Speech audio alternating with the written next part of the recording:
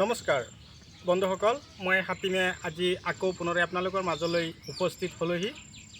আজি মোৰ আলোচ্য বিষয় বেঙেনা খেতি। তো আজি বেঙেনা খেতিৰ ওপৰত মই আলোচনা কৰিম। ভিডিঅ'টো স্কিপ নকৰিব, আৰম্ভণিৰ পৰা শেষলৈকে নিশ্চয় চাব। বেঙেনা খেতি তো বৰ্তমান সময়ত আমি কোনটো বেঙেনা খেতি কৰিলে আটাইতকৈ বেছি লাভান্বিত হ'ব পাৰিম, কি ধৰণৰ গুটি আমি দিব লাগিব আৰু পুলি কি ধৰণে আমি প্ৰস্তুত কৰিব লাগিব, পুলি পেলোৱাৰ পৰা কিমান দিন পিছত আমি লগাব লাগিব। তো কথা হ'ল মাৰ্চ, এপ্ৰিল, মে এইখিনি কিন্তু খেতিত যিবিলাক গুটি মাৰ্চ এপ্ৰিলত পচাই কিনে প্ৰস্তুত কৰিছিল, এতিয়া কিন্তু বেঙেনা লাগন দি আছে। এতিয়া এপ্ৰিল, মে, জুন এইখিনিৰ ওপৰত মই আলোচনা কৰিম। এপ্ৰিল, মে, জুন এই কেইটা মাহত, তিনিটা মাহত যদি আপোনালোকে বেঙেনাৰ পুলি পচাই বেঙেনা আপোনালোকে পুলিবিলাক খেতিত লগাইছে বা লগাবৰ কাৰণে প্ৰস্তুতি লৈছে, মই এই কথাখিনিৰ ওপৰতে আলোচনা কৰিম। যদি মোৰ ভিডিঅ'টো আপোনালোকে ফেচবুক পেজত চাই আছে তেনেহ'লে মোৰ পেজটো আপোনালোকে ফ'ল' কৰিব, আৰু যদি আপোনালোকে মোৰ ভিডিঅ'টো ইউটিউব চেনেলত চাই আছে তেনেহ'লে মোৰ চেনেলটো ছাবস্ক্ৰাইব কৰি দিব আৰু কাষত থকা বেল ঘণ্টিটো লাহেকৈ বজাই দি আপোনালোকে মোক আগুৱাই যোৱাত সহায় কৰিব। বেঙেনা আমি যে এতিয়া পুলি প্ৰস্তুত কৰি যে লগাম, এই বেঙেনা বৰ্ষাকালতে লগাম, কিন্তু বিকিব লাগিব ঠাণ্ডাৰ সময়ত, তাৰমানে শীতকাল আহি যাব। বেঙেনা গছ আমি যদি ভালদৰে যতন কৰোঁ একেৰাহে আমি 4 পৰা 5 মাহ বিকিব পাৰোঁ।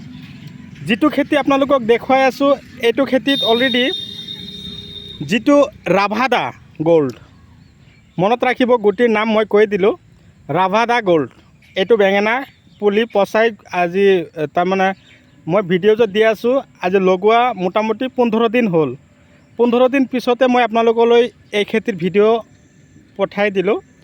আশা কৰোঁ এই ভিডিঅ'টো চোৱাৰ পিছত আপোনালোকৰ বিন্দু পৰিমাণে হ'লেও কামত আহিব। লগোৱাৰ পৰা আৰম্ভ কৰি 15 দিনৰ ভিতৰতে গছত আপোনালোকে ইনছেক্টিচাইড স্প্ৰে কৰিব লাগিব। লক্ষ্য কৰিব গছৰ পাত যাতে হালধীয়া আৰু কোচ নাখায়। বেঙেনা গছৰ পোকবিলাক কিন্তু সৰু থাকোঁতেই আক্ৰমণ হয়, গছবিলাকত পোকে আক্ৰমণ কৰে। সেই মুহূৰ্তত আমি কি কৰিব লাগিব, উন্নত ধৰণৰ মেডিচিনবিলাক আমি সৰু থাকোঁতেই স্প্ৰে কৰি যাব লাগিব। তাৰে ভিতৰত মেডিচিন কেইটাৰ নাম আপোনালোকক কৈ আছোঁ। সেই মেডিচিন কেইটা আপোনালোকে পৰাপক্ষত টুকাই ৰাখিব। তাৰে 1 নম্বৰ হ'ল মেজগাৰ্ড, বায়'ড'জ, বায়'ম পাৱাৰ, তাৰপিছত আছে পকেট। এইকেইটা হ'ল লগোৱাৰ পৰা, তাৰমানে পুলি প্ৰস্তুত কৰিলে নাৰ্চাৰীত 27 দিন বা 30 দিন বয়স হোৱাৰ পিছত, 1 মাহ হোৱাৰ পিছত লগালে, লগোৱাৰ পৰা আৰম্ভ কৰি 15 দিন বা 20 দিনৰ আগমুহূৰ্তত আপোনালোকে মই কোৱা মেডিচিনকেইটা আপোনালোকে ইউজ কৰক। যেতিয়া বয়স মোটামুটি 1 মাহ হৈ যাব, গছত দুটা এটা ফুল আহিব, দুটা এটা ফলন লাগন দিবলৈ আৰম্ভ কৰিব, সেই মুহূৰ্তত আপোনালোকে কি কৰিব, গ্ৰাছিয়া, গডৰেজ এগ্ৰোভেট কোম্পানী, চেম'ডিছ, চিঞ্জিনা কোম্পানী, দাহাত, ধমাছ কোম্পানী, লখণ্ডী, ধমাছ কোম্পানী, এই ধৰণৰ মেডিচিনবিলাক আপোনালোকে ইউজ কৰিব। লখণ্ডীৰ কাম হ'ল কি, গছৰ পাতত যদি কিবা ক'লা ক'লা দাগ পৰিছে, ধৰক এইটো এটা বেঙেনা গছ, মই আপোনালোকক দেখুৱাই দিছোঁ। এই বেঙেনা গছটোৰ একদম পূৰা গা গছ ঠিকে আছে। আপোনালোকে কি কৰিব লাগিব, মোটামুটি 1 মাহ যেতিয়া বয়স হৈ যাব, এই গছটোৰ এই পাতটো লাহেকৈ ভাঙন দিব লাগিব। আৰু আপোনালোকে এই কথাটো অকণমান গুৰুত্ব সহকাৰে শুনিব। মই কি কৰিছোঁ, এই সৰু সৰু যে আগবিলাক ওলাইছে এইবিলাক লাহেকৈ ভাঙি দিব, গছটো গা গছ ডাঙৰ হ'বলৈ দিব। এইবিলাকৰ পৰা যিবিলাক বেঙেনা আহিব এইবিলাক আপোনালোকৰ নালাগে নহয়। পিছত যেতিয়া গছটো মোটামুটি 1 পৰা 1.5 ফুট ওখ হৈ যাব, যেতিয়া ব্ৰাঞ্চ মাৰিব, সেইবিলাক ব্ৰাঞ্চৰ পৰা যেতিয়া বেঙেনা লাগন দিব, সেইবিলাক বেঙেনা কিন্তু আচলতে গছৰ শাকত বেঙেনা হ'ব। আৰু এইবিলাক লক্ষ্য কৰিব, পোকে কি কৰে, এই ধৰণৰ এইটো ডালপাত বা ব্ৰাঞ্চ যে ওলাব, তাৰ পৰা ইয়াৰ মাজত ফুটা কৰে। এই ফুটা কৰা পোকটো মাৰিবৰ কাৰণে গ্ৰেছিয়া স্প্ৰে কৰিব দিলোঁ। সেইকাৰণেই কেতিয়া দিব, এইটো ডাল যদি ফুটা কৰিছে এইটো ভাঙি পেলাই দিব, পেলাই দিয়াৰ আধা ঘণ্টা পিছত স্প্ৰে কৰিব। এইটো হ'ল বেঙেনা গছৰ পোক মৰাৰ প্ৰধান পদ্ধতি। সেইকাৰণে মই আপোনালোকক কৈ থাকোঁ কি আমাৰ খাৰুপেটীয়াত যিবিলাক খেতিয়কে খেতি কৰি আছে এখেতৰ তাৰমানে নিজৰ প্ৰতিভাৰ বলত আগুৱাই গৈ আছে। তো আপোনালোকেও সেইমতে খেতি কৰিব পাৰিব। আপোনালোকৰ মোটামুটি মই এটাই কওঁ কি উজনি আৰু নামনি অসমত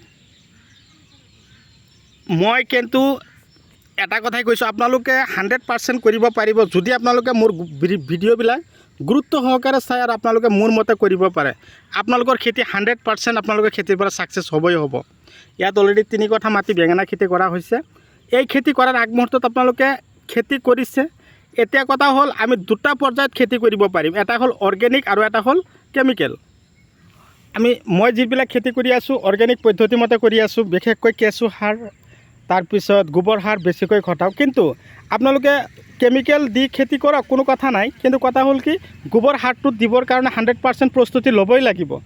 গোবৰ সাৰ নিদিলে যে খেতি ভাল নহয় এই কথাটো মই আজি কোৱা নাই, অতদিন আগৰ পৰাই আপোনালোকৰ লগত কথা পাতি আছোঁ। গোবৰ মাটিৰ গুণাগুণ ইমান দিনতে আমি কি কৰিছোঁ নষ্টহে কৰিছোঁ। সেইকাৰণে আমাৰ খেতিত কি দিব লাগিব গোবৰ সাৰ। যিমান দিব আপোনালোকৰ মাটি সিমান তাৰমানে কি হৈ আহিব, যিমানখিনি নষ্ট হৈছিল লাহে লাহে পৰিৱৰ্তনলৈ আহিব। সেইকাৰণে 3 কঠা মাটিতে পৰাপক্ষত আপোনালোকে 1 ট্ৰাক গোবৰ দি দিব। গোবৰ সিঁচা শেষ হ'ল তাৰপিছত আপোনালোকে ধুনীয়াকৈ হাল চাল মাৰি প্ৰতি বিঘাত ছুপাৰ ফছফেট 50 কিলো বিঘাৰ হিচাপত দি আছোঁ। প্ৰতি বিঘাত ছুপাৰ ফছফেট 50 কিলো দিলে পটাছ দিব 10 কিলো, চূণ দিব 7 কিলো, ইউৰিয়া দিব 10 কিলো, DAP দিব 10 কিলো। ধুনীয়াকৈ সিঁচি হাল মাৰি মৰাই ধূলিময় কৰি 1 সপ্তাহ মাটি পচিব দিব। এই চূণ যে সিঁচি থ'লে বৰষুণ পৰি আছে মাটিত চাব যিবিলাক বীজাণু আছে নষ্ট হৈ যাব আৰু যিবিলাক আইৰণ আছে এইবিলাক কাটি যাব। পিছত যেতিয়া পুলিবিলাক লগাব এটা পুলিৰ পৰা আৰু এটা পুলিৰ ডিষ্টেঞ্চ ৰাখিব আপোনালোকে 2 হাত আৰু শাৰীৰ পৰা শাৰীৰ দূৰত্ব 2 হাত লগাব। আৰু যদি আপোনালোকৰ মাটিৰ গুণাগুণ বেছি ভাল আছে তেনেহ'লে 2.5 হাত দিব। আপোনালোকৰ বেঙেনা গছবিলাক চাব কিমান গ্ৰ'থ হয়। আৰু বেঙেনা গছৰ অলপ পাতলকৈ লগাব লাগে এই কাৰণেই যাতে বেঙেনা খেতিৰ মাজতে আমি সোনকালে ইফালৰ পৰা সিফালে যাব পাৰোঁ। গছৰ লগত গছ লাগি থাকিলে কিন্তু বেঙেনা গছত পোকে বেছিকৈ আক্ৰমণ কৰা দেখা পোৱা যায়। তো বিশেষকৈ এই কথাটো যে মই আলোচনা কৰিলোঁ যে গছৰ লগত গছ লাগি যাতে নাথাকে, আপোনালোকে এই পদ্ধতিমতে যদি কৰিব পাৰে আপোনালোকে গছৰ পৰা 100% ফলন আশা কৰিব পাৰিব। ভিডিঅ' চাই কেনে পালে কমেণ্ট কৰি জনাব। যিমান পাৰে মোৰ ভিডিঅ'টো আপোনালোকে চাই আছে চাওক, কিন্তু বেলেগক চাবৰ কাৰণে সুবিধা কৰিব লাগিব। তাৰ কাৰণে আপোনালোকে কি কৰিব, মোৰ ভিডিঅ'টো আপোনালোকে শ্বেয়াৰ কৰিব লাগিব। আপোনালোকে চাব এই খেতিত যেতিয়া ফলন লাগন দিব সেই মুহূৰ্তত মোটামুটি কেতিয়া লাগন দিব, মোটামুটি 2 মাহ, প্ৰায় 2 মাহ যেতিয়া বয়স হ'ব তেতিয়া আপোনালোকে উন্নত ধৰণৰ ফাৰ্টিলাইজাৰ দিব লাগিব। তাৰে 1 নম্বৰ ফাৰ্টিলাইজাৰটোৱে হ'ল 95 ইষ্টুপ্লেজাৰ, য'ত হিমুক এচিড থাকে 98% আৰু ফলভিক এচিড থাকে 2%। এই ফাৰ্টিলাইজাৰ যদি আপোনালোকে দিব পাৰে, কেৱল এই ফাৰ্টিলাইজাৰ অকলশৰীয়াকৈ আপুনি দিব নোৱাৰে। ইয়াৰ লগত ইউৰিয়া 10 কিলো, DAP 10 কিলো, তাৰ লগতে 1 কিলো ফাৰ্টিলাইজাৰ 95 মিলাই সিঁচি দিয়ক। ছেকেণ্ড ষ্টেপত গল স্পেচিয়েল চইল, মাৰ্বল জিয়াৰ, স্পাৰ্কাৰ জিয়াৰ, নেনো জিয়াৰ এইবিলাক খটাব পাৰিব। তাৰ উপৰিও আৰু ফাৰ্টিলাইজাৰ আছে মাইক্ৰজেল, তাৰপিছত এক্টিভেট, এইবিলাক ফাৰ্টিলাইজাৰ দিব। ভিটামিনৰ ক্ষেত্ৰত মই কৈ দিছোঁ, যদি বেঙেনা গছৰ পাতবিলাক গা গছ ঠিক হোৱা নাই, কিছুমান পাতবিলাক অকণমান তাৰমানে লেপা পৰি গৈছে, লেতেৰা হৈ আছে, ফলনবিলাক চিকচিকীয়া হোৱা নাই, কেইটামান ভিটামিনৰ নাম কৈ দিছোঁ। চাই পাৱাৰ প্লাছ, ৰজোটা, তাৰপিছত ডবল, ট্ৰিপল বুষ্টাৰেল, এই ধৰণৰ ভিটামিনবিলাক পিক আপ আপোনালোকৰ খেতিত দিব। চাব আপোনালোকৰ খেতিত কেনেকুৱা ধৰণৰ বেঙেনা লাগন দিয়ে। তো বন্ধুসকল বিশেষ আলোচনা নকৰোঁ, যিকেইটা কথা কৈছোঁ আপোনালোকে গুৰুত্ব সহকাৰে শুনিব। যদি ভিডিঅ' চাই ভাল পাইছে তেনেহ'লে আপোনালোকৰ মূল্যৱান আঙুলি এটা লাইক দি দিব। আজিলৈ এইখিনিতে সমাপ্ত মাৰিছোঁ, পৰৱৰ্তী ভিডিঅ'ত লগ পাম। Bye bye.